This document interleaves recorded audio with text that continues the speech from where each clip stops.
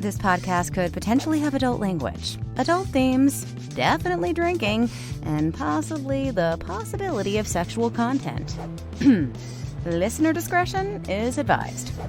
Hello, Drinking with Authors fans. We have some pretty big news from your host here, Erica Lance. We are moving to change the format of the show to be one episode.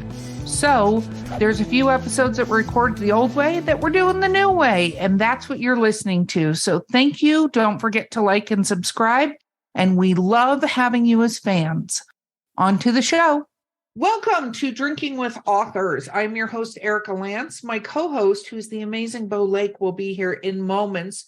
Having a little technical difficulty this morning, but we're moving through anyway. So with me today, actually, here she comes. She's popping in right as we speak. Woo-hoo! There she is, and we're live. Bo, hello, welcome. Hello. So, our guest today is SR Fabrico. Welcome. Thank you. Happy to be here. It's wonderful to have you. So let's talk really quickly about what we're drinking. Yes. Woo. Okay. I am actually drinking, and I would like a lot of no judgment on this. So, my goddaughter got me a Team Edward cup. I'm not Team Edward, but we have a running joke about the Twilight movies and watching them and stuff like that. So she bought me this and said, "Will you drink from it on your podcast?" And I'm like, I'm taking one for the team here, but it's good that it has alcohol in it. It has the limeade, it's got limeade, cranberry, and it's got some of the moonshine cherries. So it's very fruity this morning, but I need quite a few of the moonshine cherries to make up for the fact that it says "I love vampires" right here.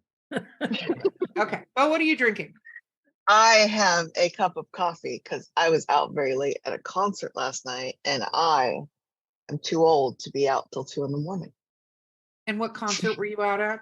I was at Blink 182. Nice. Partying like rock stars, literally. Okay. SR, what are you drinking? I am also drinking a cup of coffee, which might have a little splash of Bailey's in it, maybe. Dunkin' Donuts coffee with some French vanilla creamer. Ooh, Good one. that's very good. I'm a big fan of the Baileys in the coffee. I'm a big fan of Baileys on ice. I introduced that to a friend of mine, Tommy. Hi, Tommy. The other day, because he was like, "You just drink it on the rocks?" And I'm like, "Yeah." So we went through a bottle and a half together. I don't know if I'm proud of that or whatever, but it did happen. So it's yummy. Okay. So for the audience at large that may not know, what do you write? I typically write romance, like suspense, romance, thriller type of genre. So I do have a series of nonfiction guided journals for athletes, but my passion and excitement are my fiction novels that I write. That's so very cool. Nonfiction for athletes. Okay, let's touch on that 2 seconds, and then we're going to talk about fiction. Okay. What made you decide to write what are the journals about? I'm not big into sports, so Me neither. no judging. But No, it's all good. So I've actually been a coach for over 20 years. Mostly cheerleading, dance, and gymnastics. But my kids are all, involved in sports. My daughter does crew. My son does soccer. I was a basketball player and a softball player as a kid. My husband was a professional golfer for a period of time. So we are definitely very into sports, and I have not been coaching for several years. And when I started writing, I thought, this would be cool to provide a tool for kids to help them, throughout their season. It kind of just connected me back to the coaching world a little bit. And so it's a guided book that takes them through their season and helps them you said you're not actively involved in sports, but a lot of times, especially nowadays, I feel like everybody kind of gets caught up in the immediate gratification of what am I experiencing right now? And I want to win or whatever. And I just think it's important for the kids to have a method to track their success throughout the year and say, hey, these are my goals.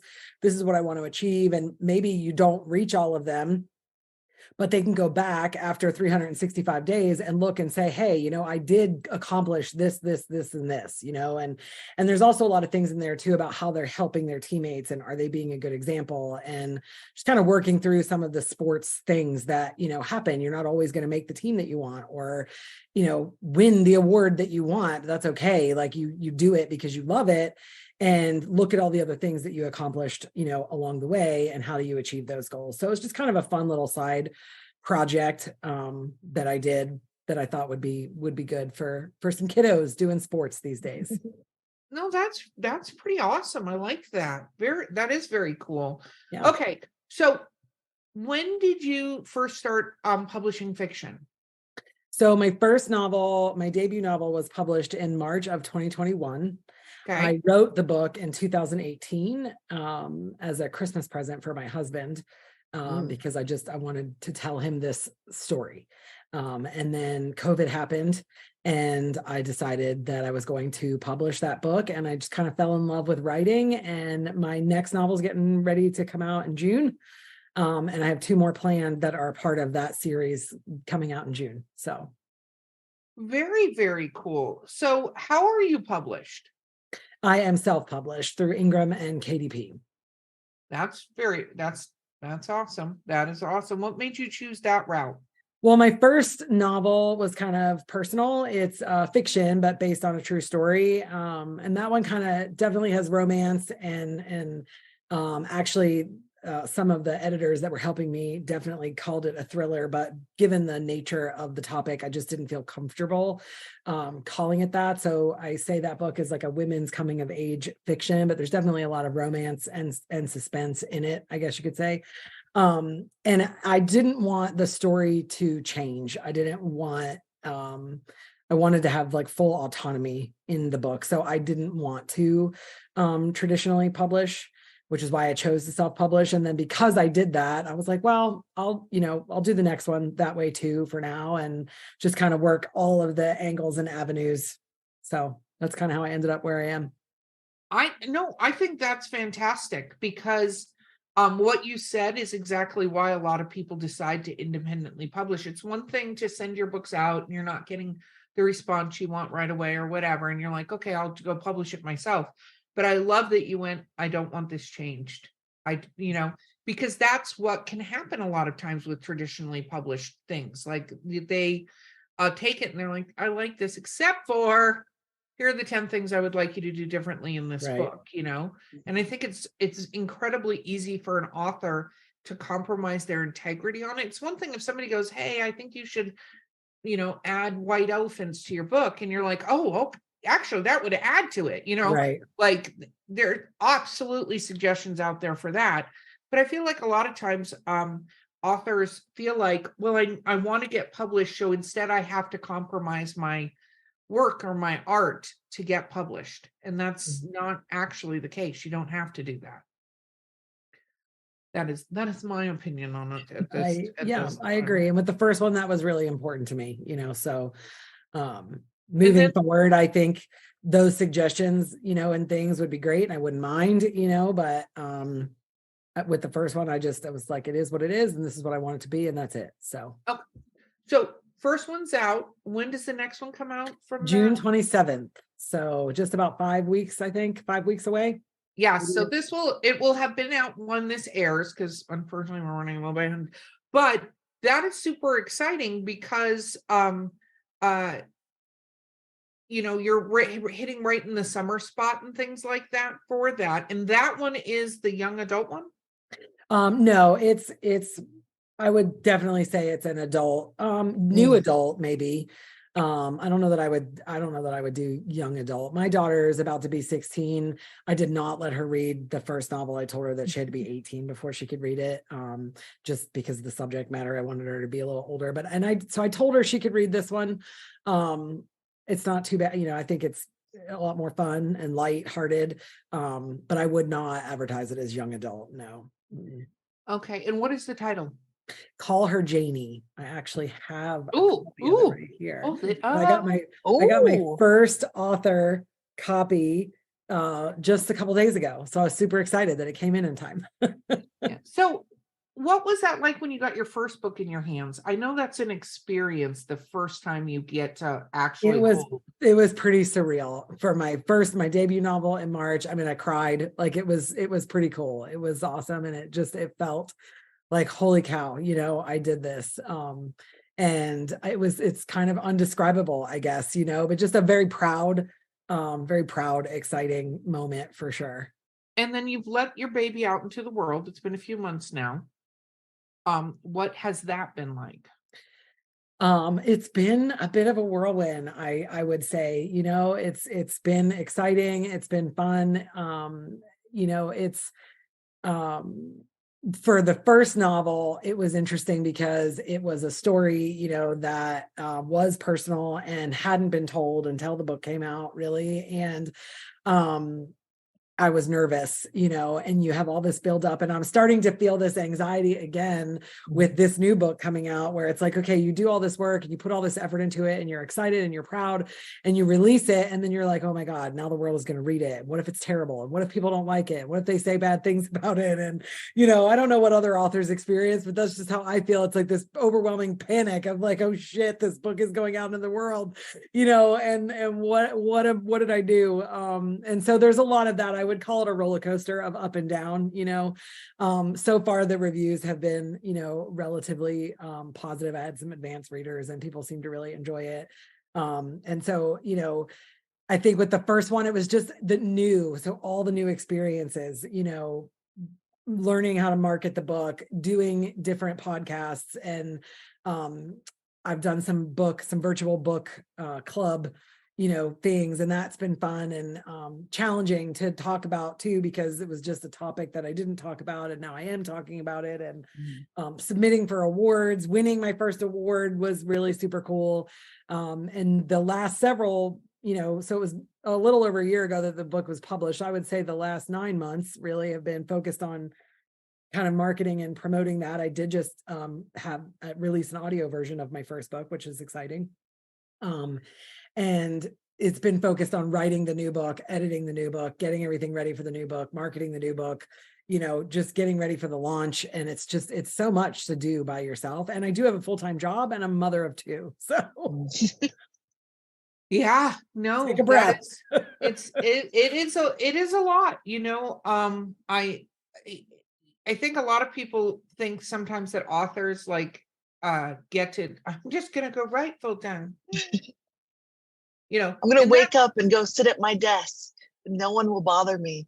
That would be amazing. That would be a dream. Yeah. Yeah. No, that never happens. That's not a thing necessarily.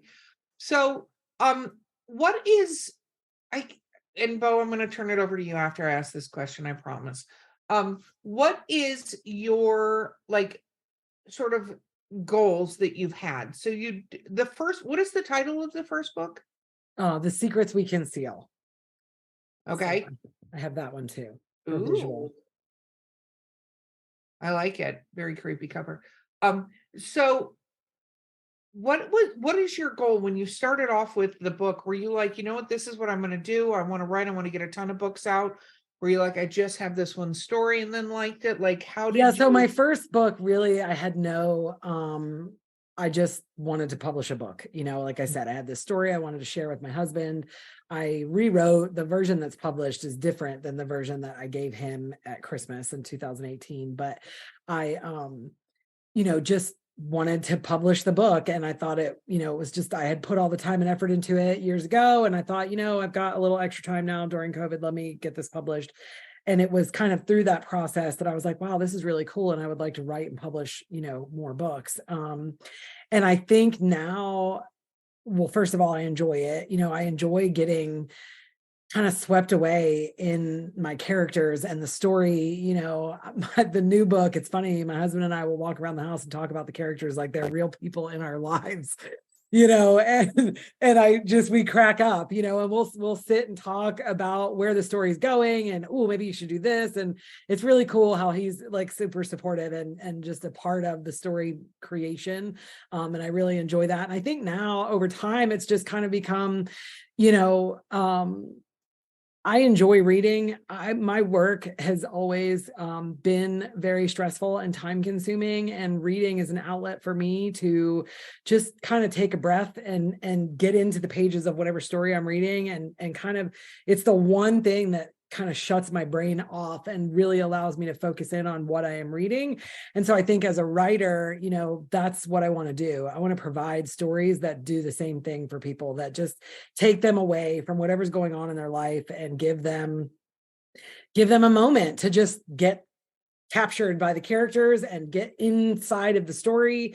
And if that could turn into something more down the road, amazing. Like, I would love that, but I'm not quitting my job tomorrow, maybe ever, but when I retire someday, maybe I will have built up enough of a following and written enough books that, it's a good little retirement fund. No, totally. And that's exactly it. Again, you have the right mentality. I mean, it's great when you have a book that takes off and is a bestseller. And by bestseller, I mean thousands of copies, not somebody puts a label saying it's a bestseller, because that doesn't necessarily mean you're going to make any money. And that you can do that, but it is a quantity. It is a backlist. It is creating a backlist so that your fans follow you in all of your books. I mean, Stephen King, who doesn't write series really. I mean, he wrote a couple series, but he mainly writes independent books, right? He has an entire backlist. You fall in love with Stephen King, you go all the way back to the beginning, right? And there have been 20 covers on it or something like that. Right. Yeah. And it takes time and, just patience. A lot of tough skin, I feel like, really and truly. I feel like as a new author, I've actually, it's funny because the world thinks of, oh, you're going to be like Nicholas Sparks, or, oh, you're going to be like J.K. Rowling, or, oh, you're going to be Colleen Hoover, like you wrote a book. That's really cool. That's what they go to, and like you said, success is a couple thousand books. Like, I've checked that off my list, which I think is pretty cool. And I'm only about ready to publish my second fiction novel, and I think that's hugely successful, but it's still not a living. No, but it's good that you have the idea to keep going and keep building it, so that when you decide and it gets to a point where you're like, I'm making enough, like a very good friend of mine, Jeff, I promise, Bill, I'm gonna let you talk. Jeff Strand talked about this. He's a horror author. He mainly writes standalone books, very Stephen King like. He has a couple series, but he full-time job and working, and he got to the point where he had, I want to say, you have to go listen to the podcast of it, but I think he said he had 26 or 28 books were published. Self-published. He self-published. He has a middle grade series that's published by a publisher, but all of his horror books are published by self-published, and he was able to quit his job. And he did it very nicely. He joked he had 2 letters written, like the one he wanted to send, and then the "I just in case I have to come back and get my job back" letter, And now he's up to, I think, something like 40 or 45 books published, because he's doing it full time. He publishes 2 or 3 books a year, right? But then he was able to do it, but he's not able to do it. And it's not like he's living in a mansion and, whatever. He's just making a comfortable enough living to be able to do that. And that's the other thing, is correct expectations. Like, yes, it would be great to be a J.K. Rowling. There's only a handful, well, other than the way she's presently all of behaving. that she's doing. I'm talking about her book success, not any. But there's, a handful of those that exist. It's not, that can't, if that's your only goal, not strive for it, but you'll set yourself up for disappointment potentially, if that's the goal you have. Okay, Bo, I'm really allowing you to ask questions now. I'm going to even allow you to ask questions until the break. How about that? Well, lucky me. You said that your husband was the first one to ever read one of your books because you got it for him for Christmas. How did he react? He thought it was super cool and really enjoyed reading it. I'll be honest with you, looking back now, it was awful. But he did not tell me that, of course. He was super supportive, and it was cool. It was neat to sit and talk about it. And it really, you know, for us specifically, it opened up some dialogue about, you know, kind of what had happened. And that was good. And, you know, then he reread it when I rewrote it. And then I believe he read it one more time when it was actually published, because it changes, you know, it changes constantly. And you know, he was super supportive and really proud, and it was surreal, I think, to just, you know, like, wow, you know, and he thought it was really cool that his wife wrote him a book for a Christmas present. That's how the whole thing started. You know, I printed it out and put it in a 3-ring binder, like, here you go. What made you choose to tell him that story? Just because he, you know, we've been married, let's see, 23 years this July. And he was just such a significant part of all of it. And my life, you know, we've been together 26 years, married 23 years in July, like I said. And I just wanted him to know, like, hey, this is, you know, what you've done for me that you didn't know that you did for me, type of thing. So. Very cool. Okay, Bo, sorry, I did jump in. I was like, Erica, you said I get to ask all the questions. No, you know what I'm going to do? Look, I just muted myself. Can you tell us a little bit about what the newer book is about? Yeah, so Call Her Janie is a really fun. I had so much fun writing this story, and it kind of took on a life of its own and changed direction. But the published version that's coming out in a few weeks, which I think I'm finally, I don't have any plans on any more changes, but I was editing even just a couple weeks ago. The main character's name is Lizzie Levine, and she is a Yankee. I was too a Yankee. I live in the South now, but I'm from the North. And she was working a very high-powered job at a marketing firm, started off as an intern, and then worked her way up to be the chief operating officer. And she was very focused and career driven. Unfortunately, she ends up getting a little too close to her boss, who happens to own this multi-billion-dollar marketing firm, and things kind of go awry with that. And she realizes kind of what's important in life, and she needs a little bit of a do-over. So she quits her job, packs up her things, and moves to Southport, North Carolina, which is a tiny, quaint little beach town. If you've never heard of it, it actually really does exist. And it's like shocking that there's towns like this still in our country today. And so she moves there because her brother lives there, and she's close to her brother, and they talk, but she hasn't seen him in 10 years. So she just kind of shows up on his doorstep, and then starts this new life in Southport, where she gets a part-time job working at a bookstore that just recently opened for a woman named Helen, who is super cool and fun. She was a paralegal, and her husband passed away, and she had always had this dream of opening the bookstore. So after he passed, she decides, I'm going to do it. So Lizzie kind of becomes her part-time employee / marketing muse, which then turns into a full-time opportunity. She meets a new guy named Josh, and kind of builds a relationship with him. And you know, there's like a stalker type of situation that goes on, and you're kind of wondering like what the scoop is, and then it all kind of comes out in the end. There's definitely some twists and turns, and I think just when the reader thinks they might have figured out what happened, you know, it's something else entirely. So at least that's what everybody said so far. They're like, oh my God, I did not see that coming. Like, great plot twist. So and yeah, it kind of leaves you, it's a happy ending, but it also leaves a cliffhanger for book number 2, which was not part of the plan when I started writing the book. That always happens, I feel like. Do you have a marketing background? I do. Mm-hmm. So you work in marketing now?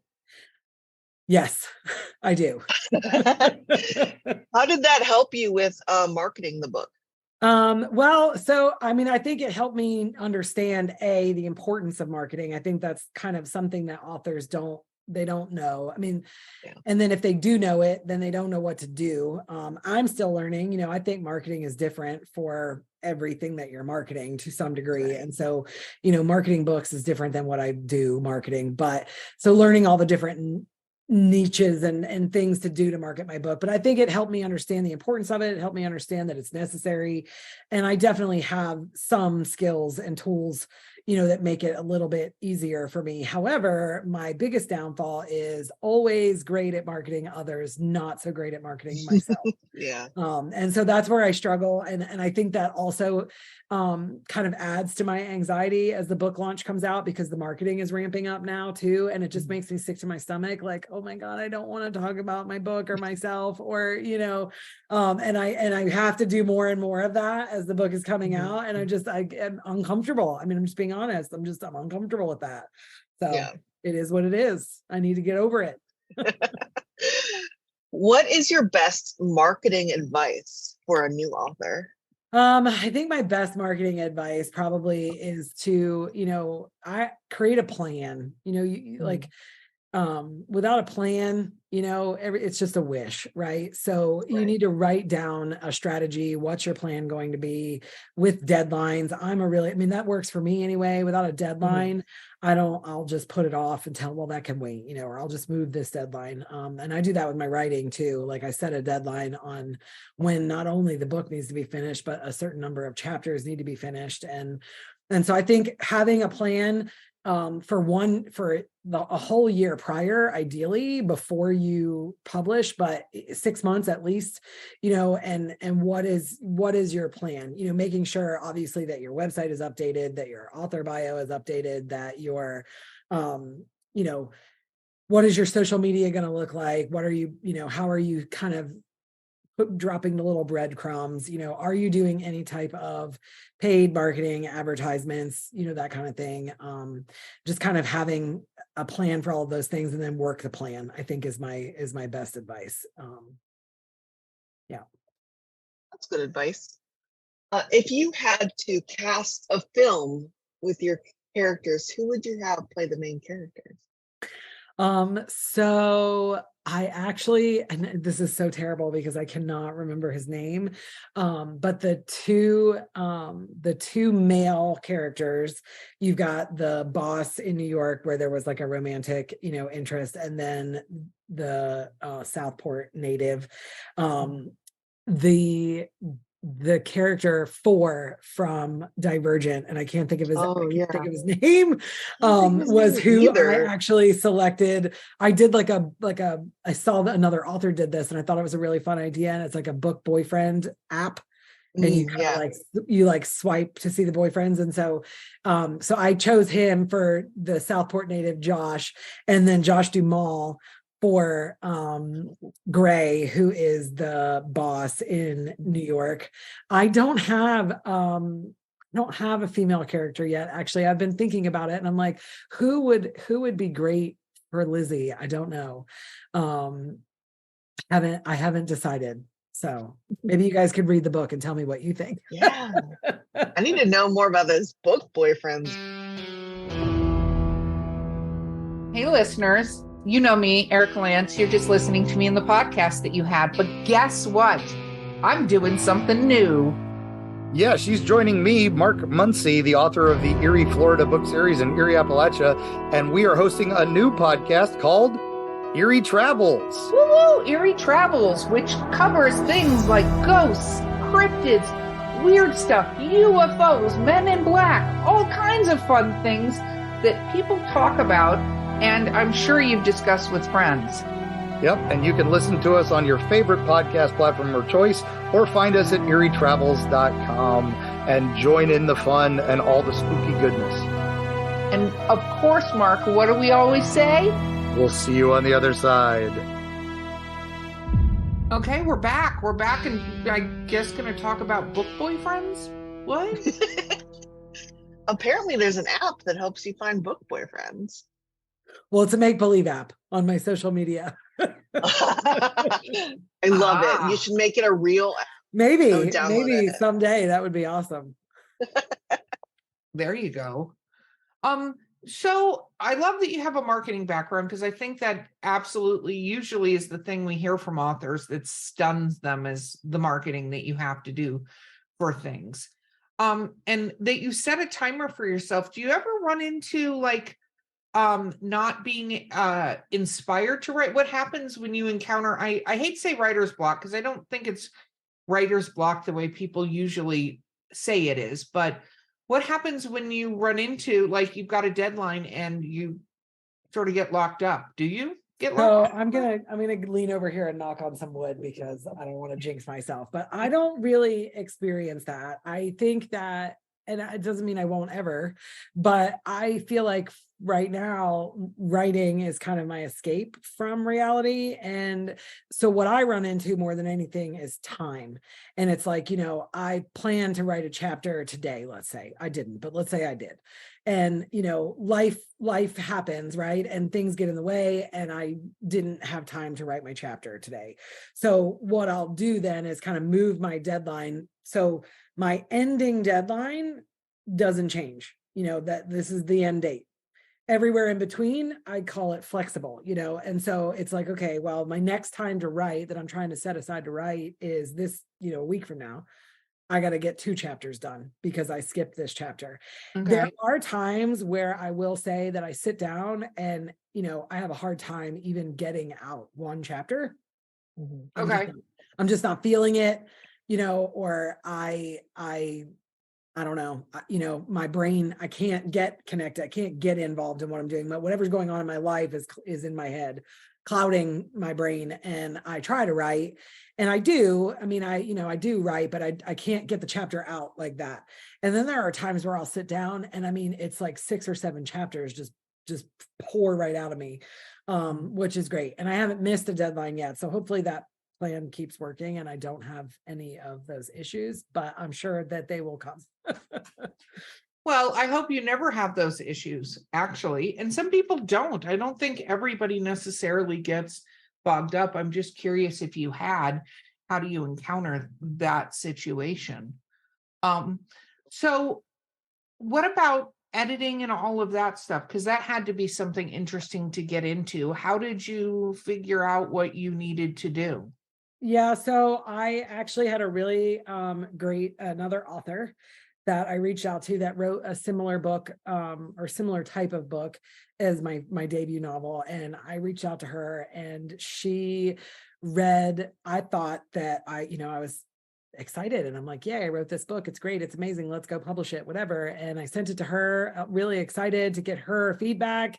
And I value and appreciate her ability to be honest. And she got in like 6 chapters and was like, you can't publish this. Like, you need to work on this. And I'm sorry that probably hurts your feelings, but you need to know the truth. And I was like, wow, really? And I had it edited 1 time, and I edited it myself, of course, but and as much as it stung to hear that, it was super helpful. And then I really started learning a lot more. I mean, so much so that, like, I didn't even have the book formatted. I didn't know, you know what I mean? I didn't know what I was doing. And so I will be forever grateful for her brutal honesty and really teaching me to understand, like, hey, if you're going to do this, like, you need to do it and do it right. And so from there, I hired, an additional 2 editors, and then did some more revisions myself. I had it formatted properly. Now I feel like I get it, and I have I have a system, and my book has gone through 5 professional edits plus my own edits. And I feel like you could never be done with that process. And that's where some authors get stuck too, but at some point you have to just kind of pull the trigger and say, okay, this is it. We're done. Like, we're not doing that anymore. I will say it is difficult to truly get the feedback that you need. I think that my editors are great. There are, like, as I continue, I feel like there will be some I bring with me, and then new pockets I will fill in. Like, okay, I'm not going to use you for this one. I'm going to try you, and we're going to see how that goes. And you just gather, more people along the way that help you be successful. And I don't know that this is rare, but I mean, I kind of feel like it's rare. I think for the editor, it's difficult too, right? Because they want to help you edit your book, but they don't want to offend you. They don't want to upset you because they want your business again, right? I truly value, like, I want the truth. I want to be great. I want my book to be great. I want people to read it and think it's great. And, so I need to know that it's not good, or that, I need to work on this, or you need to change this part of the story, or, whatever. And so I value that and appreciate that. I try to get as many people to read it in advance as possible. And I take those things as well. I listen to what they say, the questions that they ask, the reactions that they have. And then I realize like, okay, I need to tweak this a little bit because it didn't quite give me the reaction that they didn't quite give me the reaction that I was looking for, or, they have the same questions. They ask the same questions. Well, what about this? What happened here? It's okay. That's something that a lot of readers are obviously thinking about that I didn't fulfill the answer to that question. So I need to put that in there. You know what I mean? Oh no, totally. And I think it's interesting. Sorry, my magical doorbell. I think it's interesting that you talk about that, because one of the big things with editors is, yeah, they want your business, but a good editor has to be very blunt with you. And your job as the author, if you have to go get mad, I had one author tell me what he does when he first gets his edits back is he walks away, has a couple drinks, spends a day being pissed off, then comes back and immediately writes the editor a thank you email for doing it, and that they will review it, because he can be as mad as he wants to be about the edits that are there. But the truth is their job is to help you. Now you have to find the ones that actually genuinely help you and you feel get your voice and get your storytelling right. But yeah, their job is to do that, because otherwise editors can completely screw you over by not editing your book enough, thinking that they're going to upset you or offend you or whatever, which is terrible, because you're kind of trusting them to be that voice of reason for your manuscript. And that there's an entire job there. And it does suck if you don't have somebody who's like, yeah, so yeah, I remember my first editor, one of my first stories, because it involves a ghost, and she was like, is this character supposed to be dead? And I was like, why? And she's like, because it doesn't say that anywhere. Like, not like you don't get that that's what it is if you want to eventually have them understand that. And I was like, oh, I'm so mad. Yeah, it does. You think like me. No. Right. But that's the thing that's so hard about writing, right? Because the story is coming from your brain, and there are aspects of the story that are assumed by you, kind of. If you know what I'm talking about, right? The iceberg, Yeah. the giant and you story think iceberg. You're like, why don't you see this thing? Right. Like, how do people not get it? I don't understand. I get it, but that's because you have all the knowledge in your brain, and it's like conveying that to the reader in such a way that it's packaged beautifully for them, and they get what you're trying to say. I found one girl too that she's not an editor, but she's just a reader, and she loves to read, but she is brutally honest. And because that's the thing, like the readers too, they don't want to hurt your feelings, and they respect the fact that the author put work into it, and they're polite. And I'm like, I don't want polite. I want the truth, and she gives me the truth. And I would say, much like the other author that you were talking about, I read her truth, and it took me like a week to just kind of sit on that, simmer in it. And then I ended up applying probably 90% of the suggestions that she made. But that is so invaluable, and I feel like we can't get enough of it, although it's hard to hear. And I hate going through that process. Like it's so necessary, and I crave it, and it's hard to find people like that. No, I think it's so vitally important. We don't talk about that a lot on the show, but I think being able to put on a thick skin and go, okay, this person's genuinely trying to help you. I actually just think it's advice in life. Not that you should walk around and be mean to people, but far too many people are not actually honest about situations. Like, I mean, how many of us have been with friends and they're trying on clothes, and they go, what do you think? And you're like, right. How do I say this? Yeah. How do I say this? So my friends know that about me. So if they take me, I'm like, I'm just warning you. And if they seem very excited, I go, well, do you like it? I would say that my closest friends know that too. Like, don't ask my opinion on anything unless you want the truth. If you don't want the truth, then ask somebody else. Yeah, no, I think that's the case. And I think you can tell some of those authors, because there's the ones that have a hard time reading their reviews too. Have you had any bad reviews?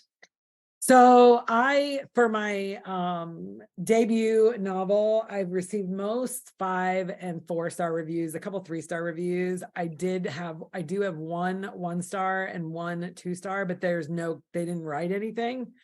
So I hate that.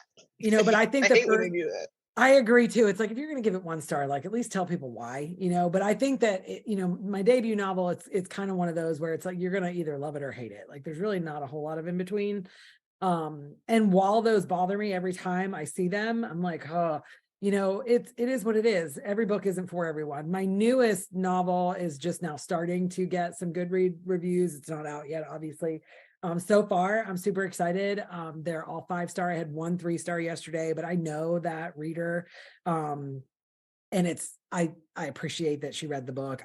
She is, I think there were some scenes in the book that are not her thing, and she gave it a 3-star review just because of that. Like I feel like it was just not exactly the kind of book that she read, that she typically reads, which is okay. I mean, 3 stars isn't bad. You gotta have them all. I think it legitimizes the book. I think perfect 5-star reviews from every single reader, people kind of then go, is this legit?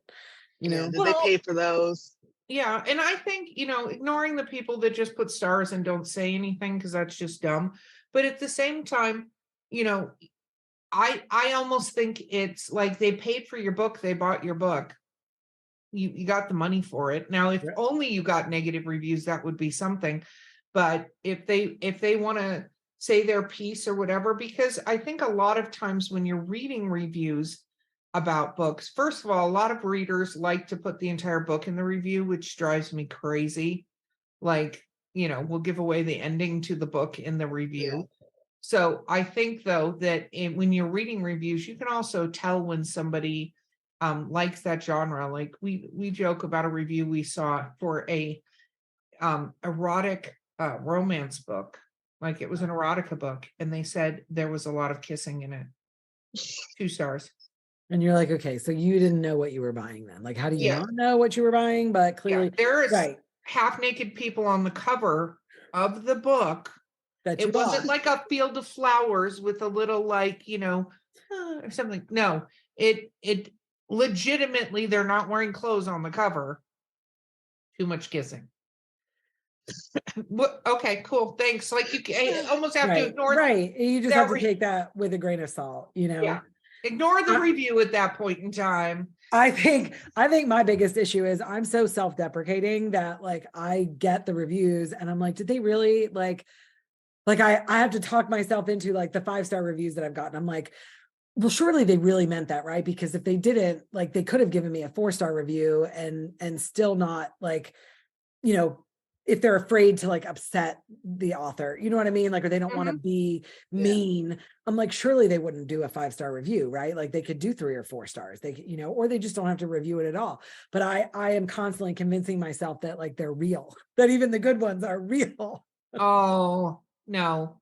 If they took the time, they took the time, because that's the other thing is not everybody takes the time. So for every review you probably have 10, 20, 30 other people that have read your book and probably loved it. They just don't take the time to read it, And I have to say, on Kindle, honestly, it does not make it easy to leave a review.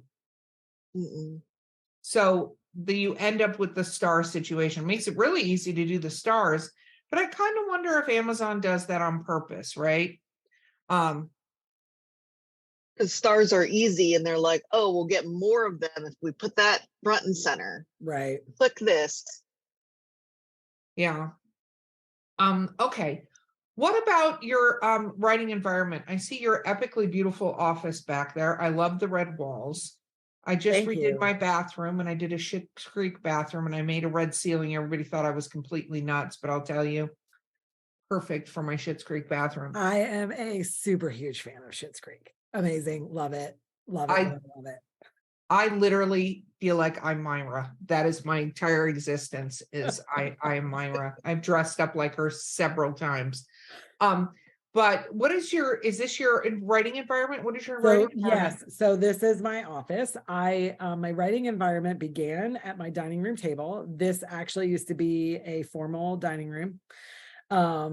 And I would sit at my dining room table and write. And as I started doing more and more of it, I talked to my husband and I was like, let me back up for a second. So we have an office at the house, like an actual room that is an office. My husband started working from home a couple of years ago. So we kind of converted that into his office space. So I was at the dining room table writing because I would go into work to work and then I would just kind of write at home. And after a lot of years of that, I was like, this is really uncomfortable and starting to hurt my back. And I don't want to keep doing this. I really would like to figure another situation out. So we took the dining room furniture and sold it. And I turned my dining room into my office. And I have this chair behind me, which has some boxes. I just got some stuff that came in. I didn't even realize I probably should have taken that off the chair. That's okay. Not super aesthetic back there. This is anyway, my dog bed. I have a nice. So I have a golden doodle that usually sits in the chair, and my husband comes out of his office from working and he looks at the dog who's just like slumped in the chair. He's like, oh, I see your editorial assistant is helping you today. So yeah, so that's usually it. But yeah, I have a nice desk. I have a little window I can look out at. I have my bookshelves with all my books that I have read and my books that I write, and a little credenza in the middle. So I'm super excited. It's a fancier office just because it is literally the first room, like off to the side. When you open up the door, like you see my office. And so I didn't want it to be, messy looking because it's the first thing that people see when they come into my house. I think that's amazing. And I think it's great when you do get an office. I mean, Bo's background is blurred for reasons relating to the book, the box on your chair. Right. Yeah. Geez. Yeah. You're just pointing back into the void. I love that. The void. Yeah. Yeah. So what you my don't office see is a mess. Yeah. My bookshelves are all over here, but what you don't see is the other stuff on the floor. Right. That's real. I mean, it's real life, right? We're all just doing the best we can to so true. Do you listen to music while you're writing? I don't typically. I am zoned in. True story. I can be so like zeroed in on what I'm doing that my husband has literally come up behind me to like speak in my ear, and I about fall out of my chair. I like nothing else exists around me. As it should be. As it should be to be a good writer. Okay. So Bo, final question. Final question. What is your favorite and least favorite like trope in like a romantic suspense? Oh gosh.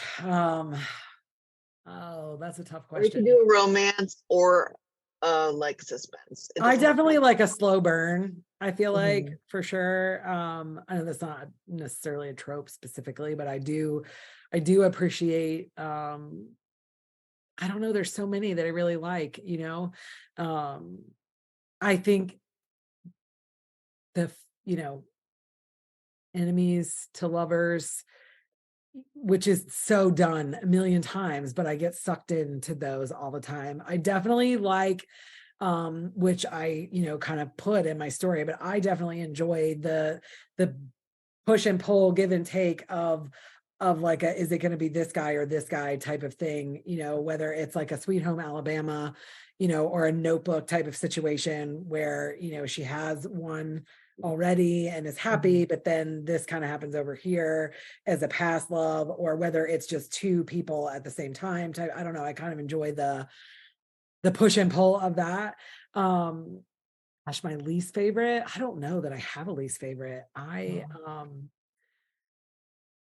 Trying to think. I have to say about the love interest, the two you mentioned, what I love about that is they're both great people, and it's not she's choosing like the bad boy. I mean, a couple of them have a little bad boy esqueness, but they're not bad people. Like she's not choosing the person who treats her like crap and is, whatever, versus the good straight lace. That you chose ones where both of the guys are fantastic. They're just different.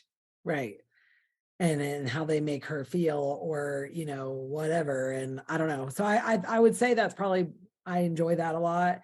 I don't know that I have a least favorite, truly. Like I'm trying to think, but nothing pops out into my mind. I'm pretty much game to read most anything, to be honest. I'm one of those people that'll cross through all kinds of different genres and stories and usually enjoy it and make it to the end. Hello, Drinking with Authors fans. This is your host, Erica Lance. Because of the change of the format of the show, welcome to the literary briefs portion. Enjoy. So let's get this rocking and rolling with what is your favorite book of all time? Oh God, me? Well, we already discussed ours because we're the hosts. Oh, right. Yeah. Okay. My favorite book of all time. Oh God. That is hard. How do you guys have one book that is your favorite of all time ever? I think that it's because it's the book for me. How I name my favorite is the one that I picked up over and over, and I keep reading it. And, you know, like if somebody was to ask me books that have had an impact and stuff like that, it's one that has had a huge impact. I have a lot of books that I really enjoy, and I think I'm going to go with this one, The Secret Life of Bees, because I did not enjoy reading. Honestly, I was a math major. I was a mathematician, and how I became a writer is, beyond me. But anyway, that is a weird, right? Totally. Yeah. Yes, I can do lots of math, still tutor people in math, and now I write. But anyway, I was traveling a lot for work, and this was a long time ago. I was in my early 20s. Well, maybe I should say it wasn't that long ago, but it really no, it was just a blip ago, a blip. So anywho, I was driving, and my husband had the brilliant idea of, hey, you should do some audiobooks. And there was this place that was kind of near where he worked, called Listen Up Audiobooks, where it was like a Blockbuster, and you'd go in and you'd physically rent like CD audiobooks, and he would go there and pick out books for me and bring them home, and I would use them on my trips, and then he would return them because it was convenient. And so The Secret Life of Bees was the first one, and it actually got me super excited and back into reading. And I was probably 24 or 25, and I've been listening and reading books ever since. So I'll go with The Secret Life of Bees. I like it. Do you listen to a lot of audiobooks? I do at certain times. So like January through May is a super busy time of year for me. And I love to read. Like it really kind of allows me to turn my brain off and just get a break from life. And I don't have as much time to sit and read. So I will listen to a lot of audiobooks during that time. Starting now and into the fall, I'll read more physical books. That makes sense. What is your least favorite book of all time? I cannot remember the title of this book. Hold on. I'm going to pull it up. I recently downloaded, this was an audiobook, and I think it's fair to point out that some books are better reading and some books are better audio. Like, I think it's a different experience. No judgment on how anybody reads their books at all, but I think it is a different, reading a physical book versus listening to a book is a different experience. And it was a James Patterson. So I used to read James Patterson a lot when I was younger, and there was a James Patterson book that I downloaded for a trip, and I was like, oh, this will be good. This will be fun. I haven't read him in a while, and I would really like to read a James Patterson book. So I downloaded it. I think I got 4 chapters in, and I didn't finish it. I hate to say that because I am a James Patterson fan, but I did not like it. And it was really more the Triple Cross is the name of the book. Okay. It was the narrators. I couldn't do it. So I may pick that one up again as a physical book. But I would have to say, as of right now, that is my least favorite book. Got it. I like it. What about your favorite snacks while you're writing?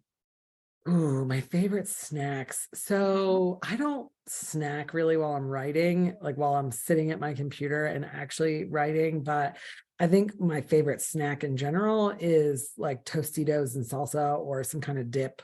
I make this like Mexican dip for my kids. They like it. So I think that's my favorite snack, or popcorn, but it has to have butter. It has to have butter on it.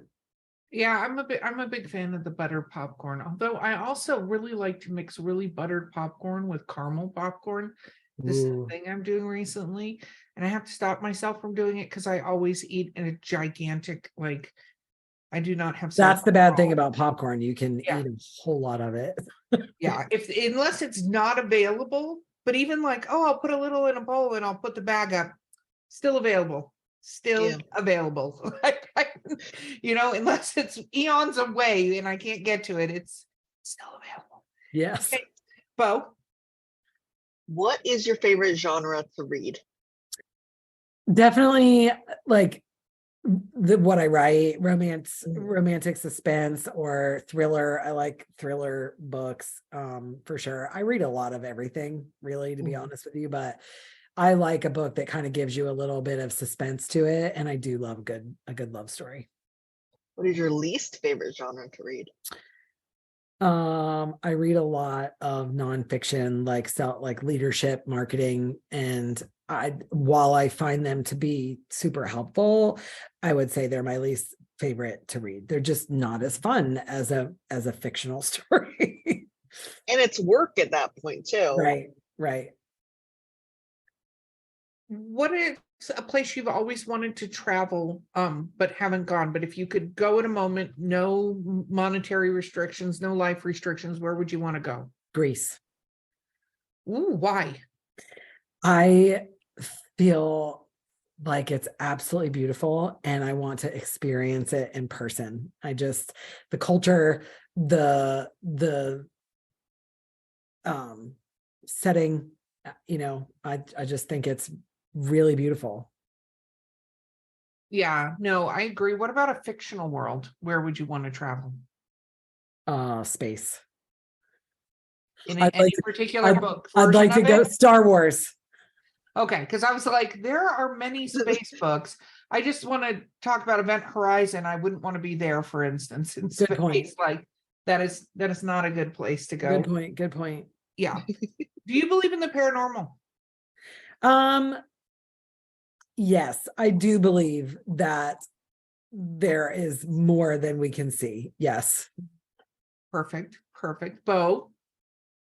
What is your favorite book to movie adaptation? I would probably have to say Harry Potter. What about least favorite? A Man Called Otto. Okay. Why is Harry Potter your favorite? Let's go that way first. I think probably for me, it's the nostalgia of my nieces. So my sister is 10 years older than I am, and she was having babies when I was still a young teenager. And my niece, Corinne, who just had her second baby like a couple months ago, was a huge Harry Potter fan and loved to read the books when she was younger, when they were coming out as books. And we would go, to the bookstore sometimes at midnight on the release night and just wait, for the book to come out, and just her excitement to get this new book. And I really loved her excitement for reading and for the books. And so I think there's just a lot of really positive memories for me. And then going, with my nieces or friends and family to see the movies and just talk about the books. So I think it's more of a nostalgia piece than anything else.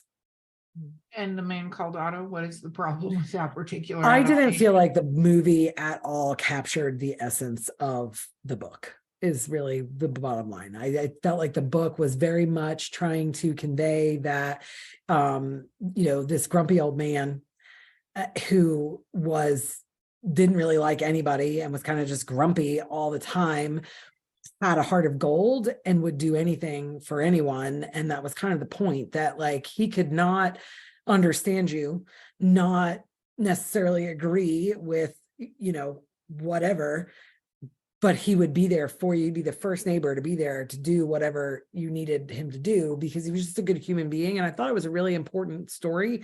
I sobbed like a baby, actually, when it was over. It was one of the first books, I feel like, or actually the first book that I read, that like I was crying for so many reasons. I was crying because it was over, just because it was over. I was crying because of the story. I was crying because of the experience that I felt like I had just had with this book. It was just so emotional for me. And I felt like it, I just think we live in this world where it's like, well, if I don't agree with you, then we're going to be nasty to each other and I can't be friends. And I just feel like that's so shitty. Like, I don't have to be on the same page with everything that you are on page with. That's okay. Like, doesn't mean I still can't respect you and still can't be kind to you and we still can't be friends, and I felt like the book was capturing that here was this grumpy old man. He kind of only knew what he knew. And, the point and the essence was that he was still this amazing person that was there for his neighbors and treated them kindly, even though he was this grumpy old man kind of stuck in his ways of the world that he knew, and I felt like the movie just completely missed all of that altogether. I was actually quite pissed. We can't tell from the way you just described that you're mad. Okay. Do you always, I guess the answer is no, you don't always finish a book if you don't like what's happening. So I most of the time do finish books. To be honest with you, the James Patterson book I was just talking about, the audiobook, is one of, I think, probably 3 books in my whole life I didn't finish. So typically I will finish. Well, what will cause you to stop a book then? Like, is it rare to stop a book? Yeah, it is. So a lot of time. So there's one paperback I recently was kicking around. I was like, where is it at? It's kicking around my shelf somewhere. My daughter got it for me for Christmas and I started reading it. I think I'm still not finished. I got like 4 or 5 chapters in, and then, in fairness to the author, I wasn't like super intrigued by the book yet, but I just got busy and wasn't able to like I said, sit and read. So I kind of put it down. I'll probably go back to that one and finish it, but I wasn't like, it's like a show, for example, like Schitt's Creek is a perfect example. Maybe you disagree with this, but anytime I would recommend that show to people, I would say, you have to get through the first 3 episodes. I'm like, look, they're 20 to 22-minute episodes. I'm like, you really got to get to episode 4 before you're going to fall in love with this. So don't make judgment on the first 3 episodes. Some people want to watch the first episode and be like, okay, I'm hooked, and for me, Schitt's Creek wasn't that. So I always say it's season 1, because I think it's very hard to get into the mind frame of those characters. Like, they do great, but like you probably rewatch it like I do. And I think even the first episode, some of the stuff, Catherine O'Hara, brilliant when she's shrieking about the wigs and then shrieking and holding the statue. Like, it's just nuts, but you have to understand the mentality of the characters. And it takes a little bit to get fully to that point where you realize that they just don't get it. Agree. And I appreciate that about books too. And so this one, it doesn't mean I won't get into it. I just hadn't. And then my life was busy. And so that was kind of a reason why I put that one down as an example. And then the James Patterson audiobook, truly, I mean, for James Patterson to be the author that he is, and he's written so many books, when I tell you that the narrator was reading the book like this, I was like, holy cow, are you kidding me? Am I actually listening to this book right now? And I was like, this is awful. I can't do this. And it's, I'll tell you, the narrators for audiobooks, because, I'm a huge audiobook person because I actually listen to them when I'm doing chores, when I'm walking the dogs, like that. At driving, I do so much driving that audiobooks are my thing, podcasts and audiobooks, because I don't have time to read books. I just anymore with everything going on. So, but a narrator is just as important as the book, because there are some narrators, like I used to not grab samples. Like I used to not listen to the audiobook sample. I would be like, oh, I want to read nope. Now I always listen to the sample, not to see if I like the book. That's not it. If you like the narrator, I'm listening to the narrator and going, can I stand this for any period of time? So I've never done that, but after that experience, I do it now. Now, welcome to what I had to, because I had that same experience.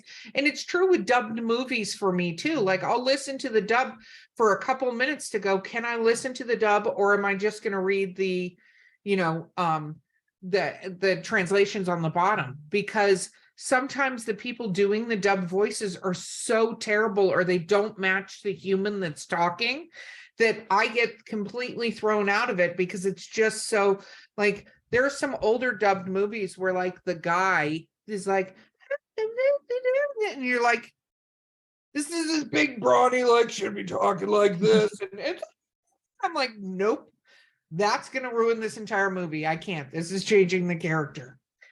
Too crazy. Totally. Bo? I was just going to also say that there is this show on Netflix. I cannot remember the name of the show. And I started watching it and I was like, why are all the actors so wooden? What is happening? And I can't get into it because it seems like they're just saying lines like this. And apparently it was dubbed and I did not realize. It was horrible. That's, I'm telling you, the dub thing can do it. And also the narrator can, there's a series that I've listened to, and the series were all done by the same person up until the most recent book, which had 2 POVs. Like, it was the bad guy POV and then the female detective. And each one of the books, it's kind of interesting. It's actually a series, but it's different cop partners in doing different cases, right? And they kind of interact, but mainly it's like this one's story and this one. So they're all male narrators, except for the last book, where they got a female narrator and a male narrator. Different male narrator than the first books, and it threw me off so much, the difference between the voices in the story. Like, because I totally have, my books that have been recorded have a male and female POV, and they're, one chapter's male, one chapter's female. I've listened to them. That's how I pay attention to where I am in the series. But this one threw me off completely, and I was like, oh, did you listen to these two together? Did you just listen to them independently and go, they sound great? And then you put the chapters and it goes from one to the other and you're like, what's happening? So let's talk about your audiobook. So how did you choose your narrator? Did you do it through ACX? I did. Okay. I'm sorry. I have to do that face, but continue. No, well, ACX is fucking terrible as far as I'm concerned. Like, well, it's my first experience. Yeah. I have had an okay experience so far, but I would love to hear maybe offline what other audiobook options you are aware of that I could utilize. And I'm all about exploring, all the different options that are available. But anyway, I had, I don't know, probably just under 24 people audition, and I sat and listened to every single one of them, and I narrowed it down to like 4 or 5, and then just kind of kept listening to that 4 or 5, chose the one that I liked and went from there. Yeah. No, the auditioning is the auditioning process, and yes, we can talk offline, because you can get it recorded and then upload it, which is different than there's a lot of sneakiness to ACX. Like, they own the rights to it for 7 years. So you can't pull it and do anything else anywhere else with it for 7 years. Like, there's just some stuff that's a little like, okay. And trust me, if you try to reach out to their technical support and say anything, 90% of the time, you're going to be bumped to the back of the line, and they're going to tell you how it's an issue with you. Like, they seem to be the company that takes zero responsibility for anything going on their site. They're like, nope, sorry, bump it to the back of the line. And you're like, yeah, I need to get it out. But what was it like? Have you listened to your whole book now on audiobook? Yes. What was that like, going through that? It was kind of cool. It was different. It was interesting. And I enjoyed it really overall. Yeah. Well, that's very cool. Was there anything that was weird for you? Some authors say it's really hard for them to listen to their words, because then they hear any errors.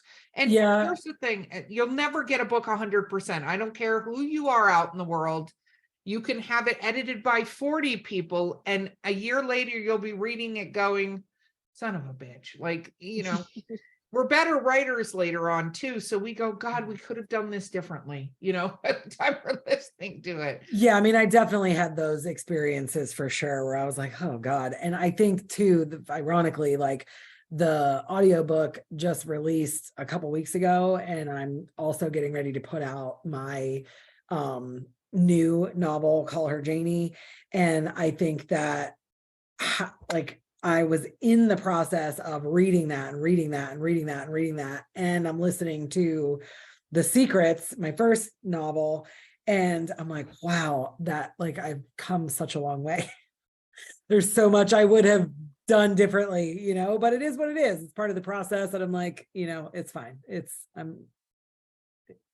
No, that's exactly it. Can't go back, so let's just move forward. You do. You have to just move forward. You have to move on and go, I'm just going to be a better writer. But the thing is, your book, people will fall in love with it and it will be their favorite. Even if you write 30 books, that book one will always be that person's favorite, even though you're like, I would have done these things differently now had I known. I definitely want to do an audio of my new book, Call Her Janie. So I'm all ears for additional opportunities or ways to do that. Okay.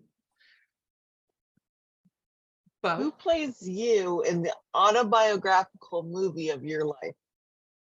Ooh. I don't know why I am blanking so bad on people's happens. names. But oh my God, what is her name? Hermione. What is her name? Oh, Emma Watson. Emma Yeah. Watson. Yeah, Emma Watson. I like that. So if you could be any mythical or fairy tale creature, what would you be? A phoenix. Ooh, yes, that is very, very cool. And what is one of your favorite weird food combinations?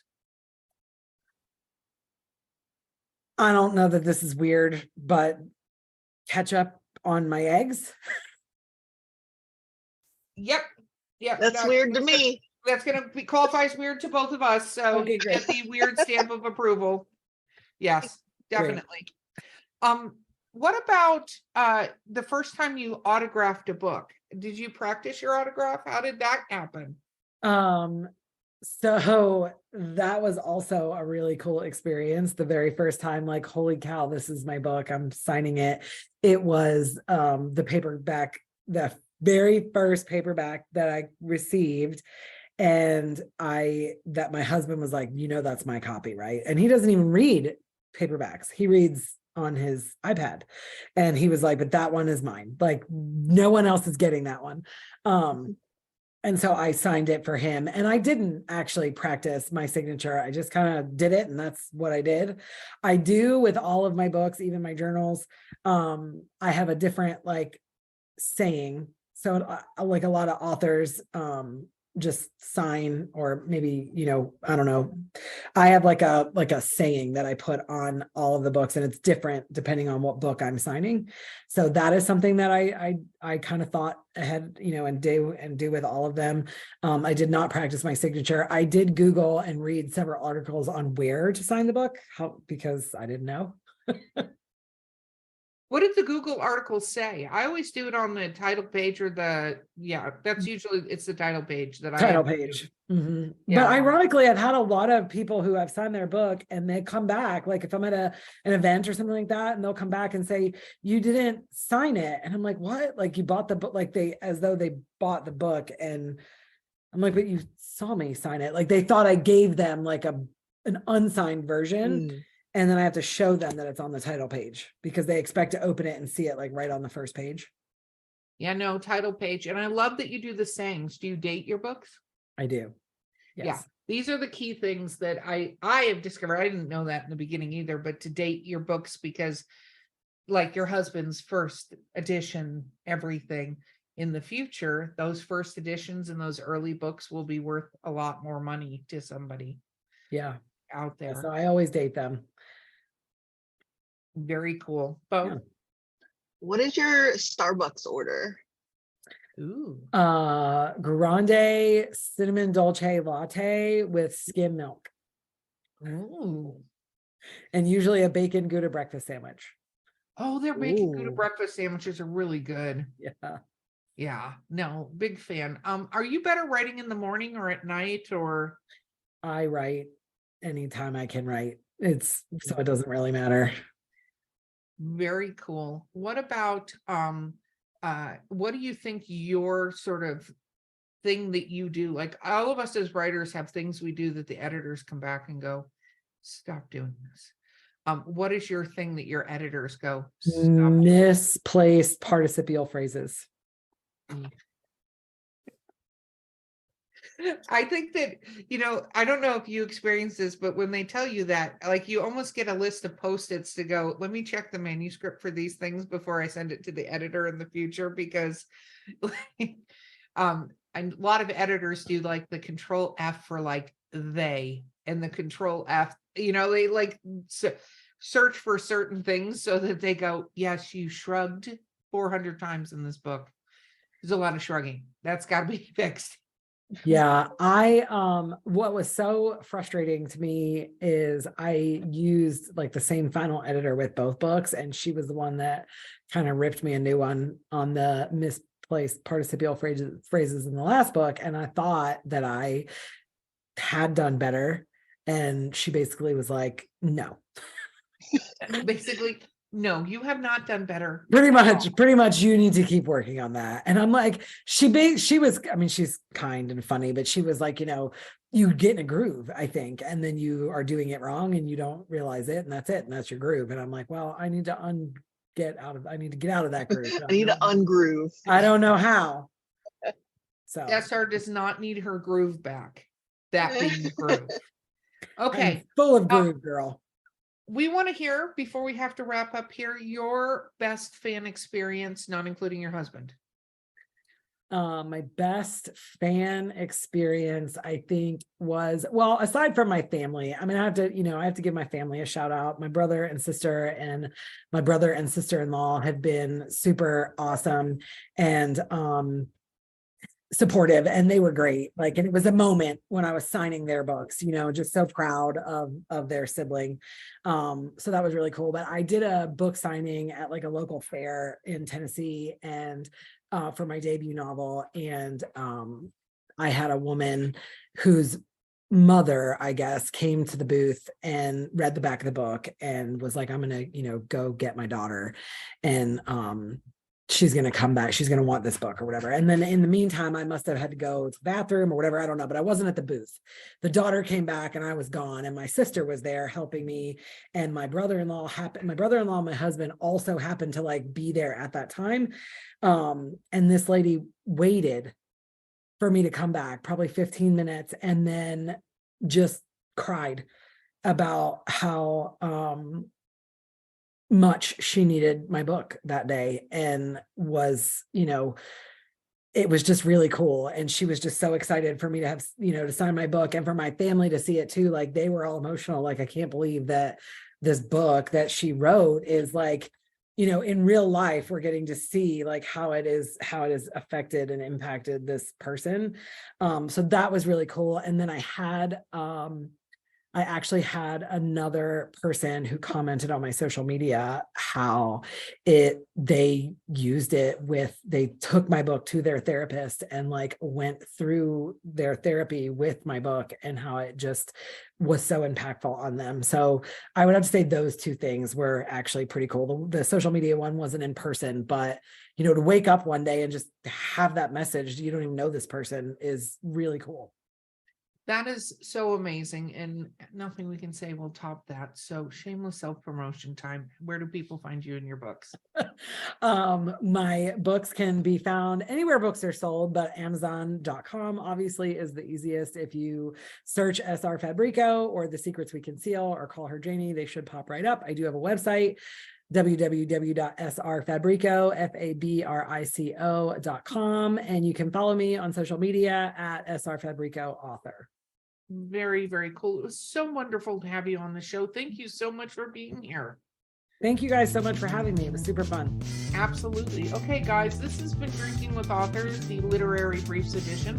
I've been your host, Erica Lance. Don't forget to like, subscribe, review, comment, do all those things. The device is in your hand. Do it. My co-host has been the amazing Bo Lake. Our guest has been SR Fabrico, and we will see you guys next time.